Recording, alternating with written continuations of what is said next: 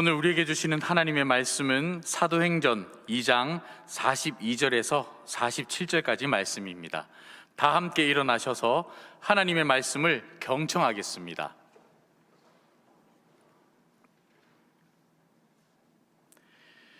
그들이 사도의 가르침을 받아 서로 교제하고 떡을 떼며 오로지 기도하기를 힘쓰니라. 사람마다 두려워하는데 사도들로 말미암아 기사와 표적이 많이 나타나니 믿는 사람이 다 함께 있어 모든 물건을 서로 통용하고 또 재산과 소유를 팔아 각 사람의 필요를 따라 나눠주며 날마다 마음을 같이하여 성전에 모이기를 힘쓰고 집에서 떡을 떼며 기쁨과 순전한 마음으로 음식을 먹고 하나님을 찬미하며 또 온 백성에게 칭송을 받으니 주께서 구원받는 사람을 날마다 더하게 하시니라. 이것은 하나님의 말씀입니다. 아멘. 우리가 이제 이상적으로 생각하는 교회는 초대 예루살렘 교회입니다. 많은 교인들이 사도행전에 기록된 초대교회 모습 본받기를 소망합니다. 초대교회로 돌아가자 초대 예루살렘 교회를 본받자는 구호를 곳곳에서 들을 수가 있습니다. 과연 초대 예루살렘 교회는 어떤 교회일까요? 오늘은 사도행전 2장에 나온 초대교회 모습을 통해서 동안교회를 향하신 우리 하나님의 기대와 소원이 무엇인지를 함께 생각해 보기를 원합니다. 먼저 초대 예루살렘 교회는 하나님의 말씀의 가르침을 잘 받는 교회였습니다. 42절 말씀 보니까 저희가 사도의 가르침을 받았다고 말씀합니다. 사도는 열심히 성도를 가르쳤고 성도들은 마음을 열고 그 말씀을 받아들인 겁니다. 우리 신앙은 하나님의 말씀에 세워집니다. 성경을 통해서 하나님의 뜻을 알고 말씀으로 성장하고 말씀을 행함으로 하나님의 사람으로 인정을 받습니다. 말씀에 근거하지 않으면 아무리 열심을 낸다 할지라도, 아무리 오랫동안 교회를 다닌다 할지라도 올바른 신앙을 가질 수가 없습니다. 그런 신앙은 쉽게 무너지는 겁니다. 이걸 너무도 잘 아는 사도들은 열심을 다해서 교인들을 가르쳤습니다. 성경은 믿음은 들음에서 나며 들음은 그리스도의 말씀으로 말미암는다고 말씀합니다. 우리가 좋은 믿음 갖기를 원한다면, 우리 하나님께서 원하시는 온전한 신앙 갖기를 원한다면 먼저 말씀을 드려야 하는 겁니다. 말씀을 통해서 하나님이 누구시며 우리를 얼마나 사랑하신지, 예수 그리스도가 어떤 분인지 알아야 그분을 믿고 의지할 수가 있는 것입니다. 또한 말씀을 듣는다는 것은 그 말씀을 행하는 것을 의미해요. 요한계시록 1장 3절 말씀 보니까 이 애언의 말씀을 읽는 자와 듣는 자와 그 가운데 기록된 것을 지키는 자가 복이 있다고 말씀해요. 우리 이 말씀을 읽는 자, 듣는 자, 그 가운데 기록된 것을 지키는 자가 복이 있다는 그런 말씀으로 해석하는데, 실제 헬라어 본문에 보면 조금 차이가 납니다.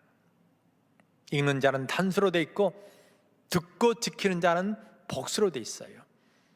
우리 모두 성경을 가지고 있지만 초대교회 교인들은 개인이 성경 갖는 경우가 드물어요.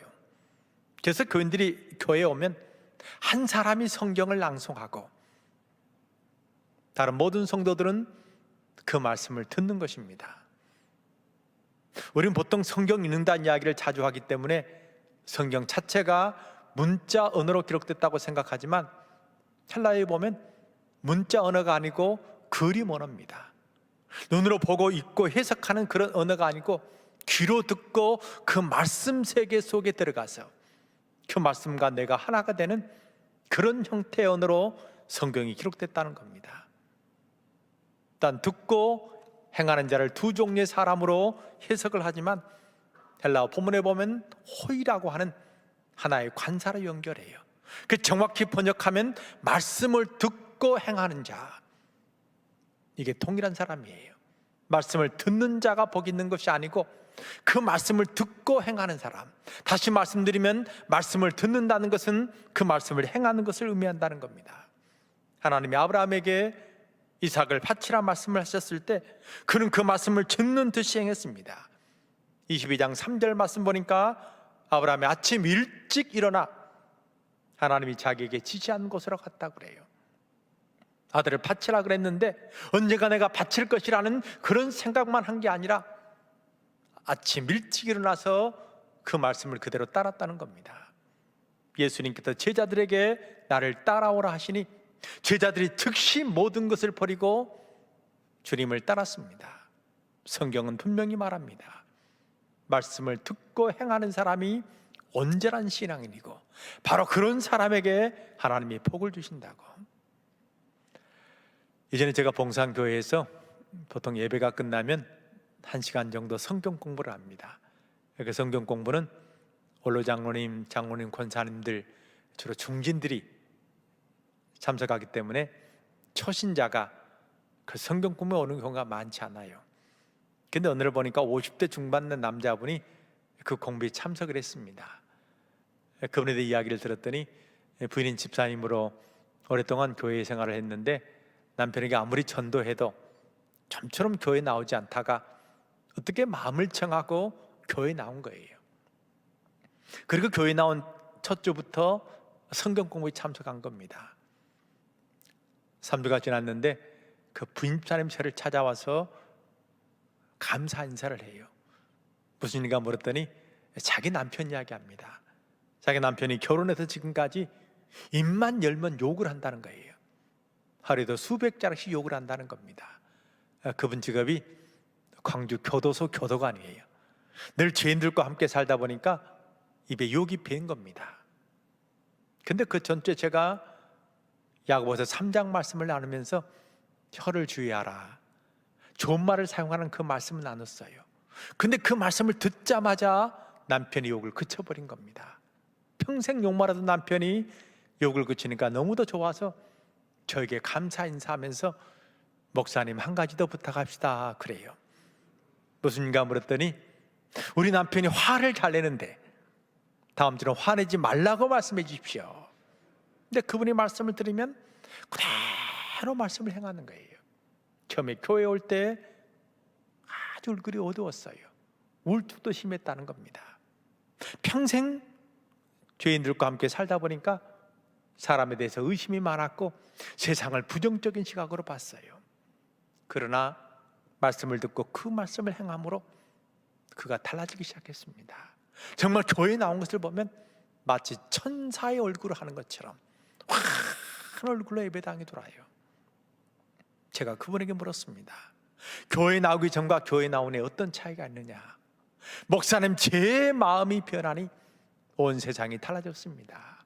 내가 평생 동생과 의절에 살았는데 이제 동생과 화목하게 됐고 많은 사람과 좋은 관계를 유지게 됐습니다. 저는 예수 믿고 참으로 복받은 사람입니다. 얼마나 좋아하는지 몰라요. 그런데 그 교회 예배 시간이 바뀌어서 더 이상 성경 공부할 수 없게 됐어요.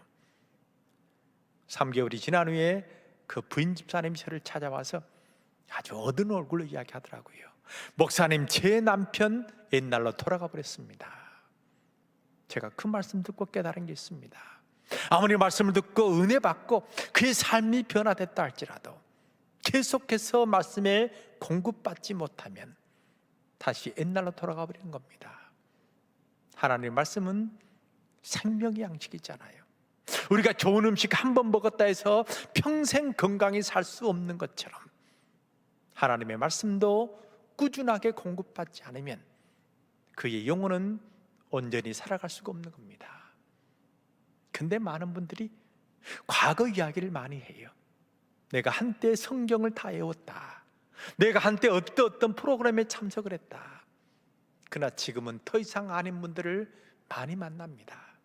여러분이 과거에 성경을 다 외웠다 할지라도, 아무리 좋은 성경 공부에 참석했다 할지라도 지금 말씀 공급받지 못하면 우리 영혼은 이미 죽어 있는 것입니다. 이걸 너무도 잘하는 사도들은 열심을 다해서 말씀을 가르쳤고, 성도들은 말씀을 마음을 열고 받아들인 겁니다. 바로 하나님은 그런 모습, 말씀으로 살아있는 영혼을 갖는 그런 청년들을 원하신다는 겁니다. 둘째로, 기사와 표적이 있는 교회가 되어야 됩니다. 43절 말씀 보니까 사람마다 두려워하는데 사도들로 인하여 기사와 표적이 많이 나타났다고 말씀해요. 초대교회 성도들은 하나님의 놀라운 기적을 체험했습니다. 아니, 하나님께서 교회 가운데 임하셔서 놀라운 기적의 은혜를 베풀어 주신 것입니다. 2장 그리고 바로 3장 보면 하나의 기적 사건을 소개해요. 베드로와 요한이 성전에 기도하러 가다가 미물에 앉아 구걸하는 안진뱅이를 보았습니다. 이를 불쌍히 여긴 베드로와 요한은 은과 금은 내게 없거니와 내게 있는 것으로 내게 주노니 나사렛 예수의 이름으로 일어나 걸으라고 말합니다. 그러자 그가 곧 발목에 힘을 얻고 일어서 뛰어 성전에 들어갔다고 말씀해요. 베드로와 요한이 우리와 같은 평범한 사람이 예수님의 이름으로 병자를 고쳤다는 겁니다. 성경이 이 사건을 기록한 그 이유는 무엇입니까? 기사와 표적은 예수 그리스도의 이름에 의지할 때 일어날 수 있고 일어나야 한다는 것을 우리에게 말씀해 주고 있습니다. 단순히 2000년 전의 초대교회만이 아니고 오늘 우리의 교회가 지금 예배드린 여러분에게, 여러분이 예수 그리스도의 이름에 의지할 때 하나님께서 놀라운 기적을 보여주신다고 우리에게 말씀하고 있습니다. 혹시 여러분 가운데 힘들고 어려운 일이 있습니까? 여러분의 힘으로 해결할 수 없는 그런 문제에 봉착했습니까? 몸이 아파서 고생한 분 계십니까? 이 시간 하나님 앞에 그 모든 것을 내어놓으시기 바랍니다. 예수 그리스도의 이름에 의지할 때 주님께서 우리를 찾아오셔서 놀라운 기적의 은혜를 베풀어 주실 것입니다. 나를 불쌍히 여겨달라고, 나를 긍휼히 여겨달라고 하나님께 간절히 기도하면 우리 하나님께서 우리의 기도에 들어 응답해 주실 것입니다. 셋째로, 성도 간의 사랑의 교제, 마음을 여는 친교 있는 그런 교회가 되어야 됩니다. 44절 말씀 보니까 믿는 사람이 다 함께 있어 모든 물건을 통용하고 또 재산과 소유를 팔아 각 사람의 필요에 따라서 나눠줬다고 말씀해요. 초대교회 성도들은 서로 간에 사랑이 넘쳤다는 거예요. 자기가 가진 모든 것을 필요한 사람에게 나눠줄 정도의 사랑이 있었습니다. 교회의 참된 모습은 친교에 있는 것입니다. 성도 간에 참된 사랑의 교제가 있는 것이 바로 온전한 교회라는 겁니다. 요즘 코로나 때문에 바로 친교가 약화된 것, 이게 바로 교회의 가장 큰 아픔이에요. 근데 우리 성도들은 참된 교회의 모습이 바로 교제, 사랑이 있기 때문에 교회는 하나님의 사랑으로 시작하고 그 사랑을 전하는 것이 바로 교회입니다. 요한일서 1장 3절 말씀 보니까 우리가 보고 들은 바를 너희에게 전함은 너희로 우리와 사귐이 있게 하려 함이니 우리의 사귐은 아버지와 그 아들 예수 그리스도와 함께 함이라고 말씀해요. 우리에게 복음이 전해진 그 목적 자체가 서로 간의 교제, 사귐이 있게 하려 합니다. 근데 우리의 사귐은 너와 나 1대1의 사귐이 아니에요. 우리가 깊은 사랑의 교제를 나누면 하나님 우리와 함께 하시고 예수님 우리와 동행하신다는 겁니다. 그러나 우리가 서로에게 등을 돌려버리면 하나님도 떠나고 예수님도 우리를 떠난다고 성경은 말씀하고 있습니다. 사실 교회에서는 사랑 이야기 참 많이 하잖아요. 그러나 사랑하기 참 어려운 것 같습니다. 제가 저희 학교에서 여성 성소 지도자반을 강의한 적이 있는데 그때 베드로전서 3장 말씀을 함께 나눴어요. 베드로 3장 말씀은 가움표입니다. 남편과 아내의 관계는 어떠해야 되고 자식과 부모의 관계는 어떠해야 되는가. 거기 말씀 보면 남편에게 주신 말씀에 아내는 생명의 은혜를 함께 이어갈 자다, 생명의 은혜를 함께 나눌 자다, 이렇게 돼 있어요. 제가 그 말씀 해석하면서 남편과 아내는 이 땅에서만이 아니고 천국 가서도 알아본다. 그랬더니 한 권사님이 정색하면서 물어봐요. 교수님, 정말 천국 가도 내 남편 알아봅니까? 제가 알아본다 그랬어요. 그랬더니 좀 더 큰 소리로 물어봅니다. 정말 천국 가서도 내 남편 알아봅니까?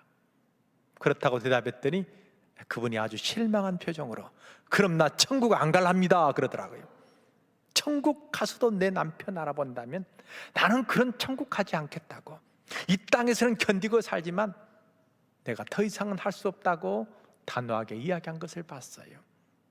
이 땅에서 내가 함께 저 사람과 함께 신앙생활하지만 한 교회 다니지만 그러나 천국까지는 같이 갈 생각이 없다고 마음문을 닫고 평생 한 교회에서 신앙생활 한 분도 계시다는 겁니다. 나는 하나님 한 분만을 바라보지 옆 사람과 나와 무슨 상관이 있다고 담을 쌓고 평생 지는 분도 계시라는 거예요. 사실 사랑이라는 것은 마음의 문제입니다. 제가 처음 결혼했을 때 제가 저희 집사람이 학교에 있기 때문에 빨래도 하고 청소도 하고 설거지도 했어요. 그러다 보니까 제가 좀 많이 한 것 같더라고요. 그러니까 마음이 굉장히 불편하더라고. 그래서 어느 날 제 집사람을 불러놓고 이야기했습니다. 내가 설거지 빨래 청소를 하다 보니까 더 많이 한 것 같다. 마음이 불편한데 어떻게 했으면 좋겠냐 물었더니 대답이 내일이다 하고 하라는 겁니다. 그래서 내가 그때부터 내일이다 하고 있어요.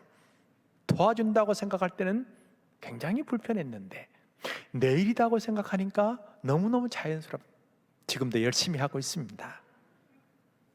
저 사람의 잘못이라고, 저 사람의 문제라고, 저 사람 때문에 이런 일이 벌어졌다고 생각하면 도저히 용납할 수가 없습니다.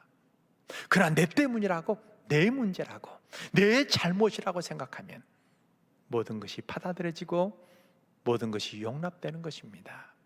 여러분의 옆에 있는 분은 그냥 계신 분이 아니에요.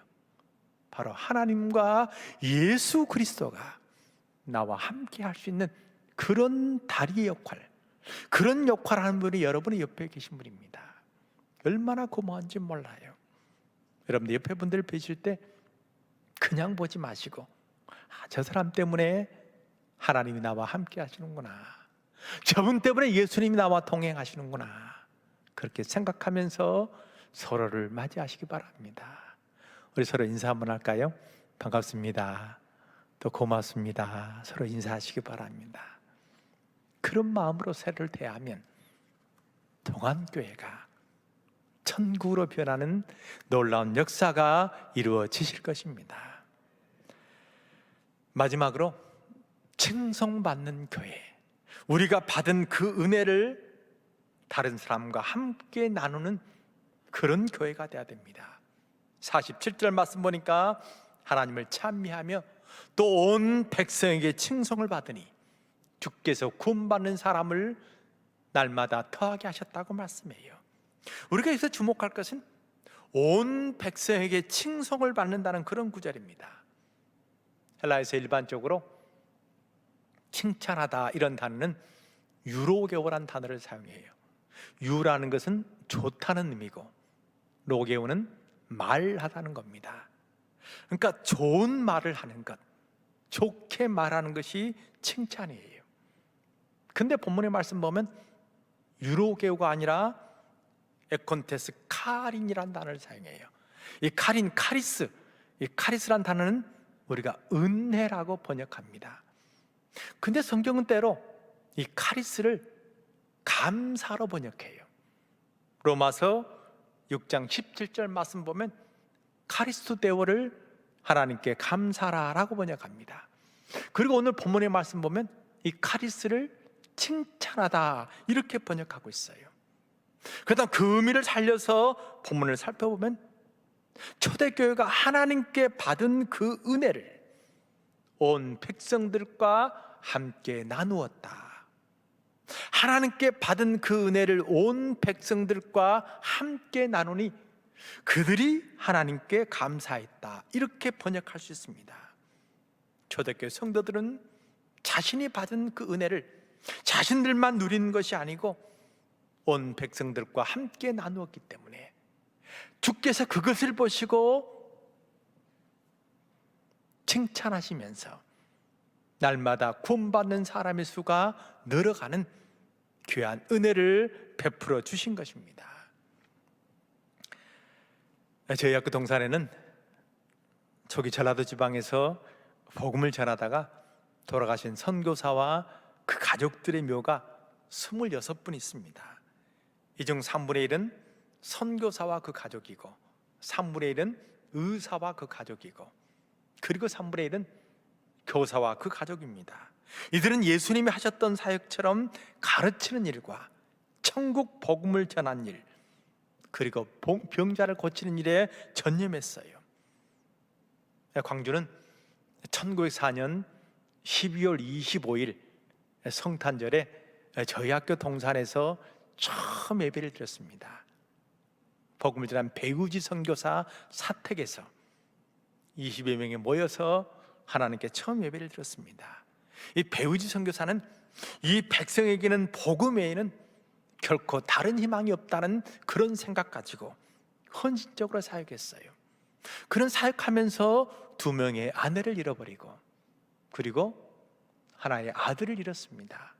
근데도 절망하지 않고 죽기까지 이 땅에 복음을 전했습니다. 순천에 활동했던 코이 선교사는 하루 사이에 4살 된 아들과 2살 된 딸을 잃었어요. 그 처음 이제 순천에 선교하러 갔는데 이질에 걸린 한국인 어떤 분이 아이들에게 우유를 전한 겁니다. 그 우유 마시고 아이들이 바로바로 죽었어요. 제 동산에 그 아이들이 묘가 있습니다. 나란히 그 묘가 있는데 그 묘를 볼 때마다 얼마나 마음이 아픈지 몰라요. 나중에는 그 아이 생각하다가 이 선교사 부인이 정신 이상이 됐어요. 죽기 직전에 정신이 돌아왔는데 그때 마지막 남긴 그 말이, 내가 조금만 더 늦게 그곳에 갔으면 우리 아이들이 죽지 않았을 텐데, 그 말 남기고 돌아가셨다는 겁니다. 포사이트 선교사는 평생 한센병 환자를 치료하다가 돌아가신 분이에요. 그가 목포에서 광주 올 때 길에 쓰러져 있는 나병 환자를 봤습니다. 그 나병 환자를 자기의 말에 태우고 광주로 왔어요. 그리고 그 환자를 돌봤습니다. 근데 그 소문이 전국에 난 거예요. 전국에 있는 나환자들이 광주에 몰려들었습니다. 저희 학교가 있는 양림동과 봉선동에 한때는 600 내지 900명의 나환자들이 그 광주에 몰려들어서 치료를 받았어요. 너무도 많은 나환자들이 오니까 광주 시민들이 도저히 견딜 수 없잖아요. 그래서 그 환자들이 간 곳이 바로 여수 있는 내양군이에요. 이 포사이트 선교사는 오직 그 환자들을 치료하는데 평생을 바쳤다는 거예요. 여러분이 잘 아는 서서평 선교사, 쉐핑 선교사 묘도 저희 학교에 있습니다. 이분은 1912년에 한국에 와서 1934년에 돌아가셨어요. 어려운 아이들 그리고 여성들을 위해서 헌신한 겁니다. 그가 선교비 받으면 반은 교회에 헌금하고 그 반은 어려운 사람들을 돌봤어요. 그는 먹지도 못했습니다. 그래서 영양실조로 돌아가신 겁니다. 그가 돌아가셨을 때 광주 시민들이 다 그분의 죽음을 안타까워했어요. 최초의 광주 시민장으로 그의 장례를 치렀습니다. 기록에 보면 부자로부터 가난한 사람까지 모든 사람들이 모여서 어머니라고 부르면서 그의 죽음을 애석했다고 기록을 하고 있습니다. 이 선교사들은 그 복음, 예수 그리스도의 복음을 증거하기 위해서 좋은 삶의 터를 버리고 이 땅에 와서 희생 헌신하다가 돌아가신 거예요. 그분들의 그런 희생 헌신이 있었기 때문에 전라도 지방은 25% 이상이 기독교인들입니다. 특별히 저희 학교에 있는 그 양림동은 거의 모든 사람들이 교회를 다녀요. 그리고 그것은 술집이 없습니다. 모두가 기독교인이기 때문에 그 근처에 술집에 들어갈 수가 없잖아요. 그래서 한 번도 그 술집이 그 동네에 세워진 적이 없습니다. 동안교회는 참 좋은 교회입니다. 아멘이 적으시네. 참 좋은 교회입니다. 우리 하나님이 함께 하신 교회입니다. 특별히 청년들의 뜨거운 사랑과 열정이 함께 모인 그런 교회예요. 동안교회는 그동안 하나님께 받았던 그 사랑을 이웃과 함께 나누는데 어느 교회보다 열심을 다했어요. 세계 선교에 앞장섰습니다. 우리 주님께서 우리에게 또 원하시는 것은 지금까지처럼 우리가 받은 그 사랑을, 우리가 받은 하나님의 은혜를 우리만 누리지 말고 힘들고 어려운 사람과 함께 나누기를 원하십니다. 세계 복음, 세계 선교에 앞장서기를 우리 주님께서 바라신다는 거예요. 우리가 바로 그 은혜를 함께 나눌 때 주께서 그것을 보시고 기뻐하시면서 날마다 구원받는 사람의 수가 늘어가는 놀라운 은혜를 베풀어 주실 것입니다. 동안교회가 하나님을 찬미하고 온 백성들의 칭송을 받아서 날마다 구원받는 사람이 늘어가는 놀라운 은혜와 역사를 체험하게 되시기를 바랍니다. 기도하겠습니다. 아버지, 은혜를 감사합니다. 오늘의 말씀을 통해서 하나님께서 우리에게 원하신 것이 무엇인지를 함께 생각해 볼 수 있도록 은총을 베푸심을 감사합니다. 하나님을 찬미하며 온 백성들에게 칭송을 받아서 날마다 구원받는 사람이 늘어가는 놀라운 역사를 체험하게 도와주시옵소서. 모든 말씀 우리 주 예수 그리스도를 받들어 간절히 기도합니다. 아멘. 이제는 우리 주 예수 그리스도의 은혜와 아버지 하나님의 무한하신 사랑과 성령의 교통하심이 하나님을 찬미하며 온 백성에게 칭찬을 받음으로 주께서 날마다 구원받는 사람의 수를 더하는 귀한 역사를 체험하기 원하는 동안의 청년들의 머리 위에, 그리고 그들의 모든 삶 가운데 이제부터 영원까지 함께 하옵시기를 간절히 축원하옵나이다. 아멘.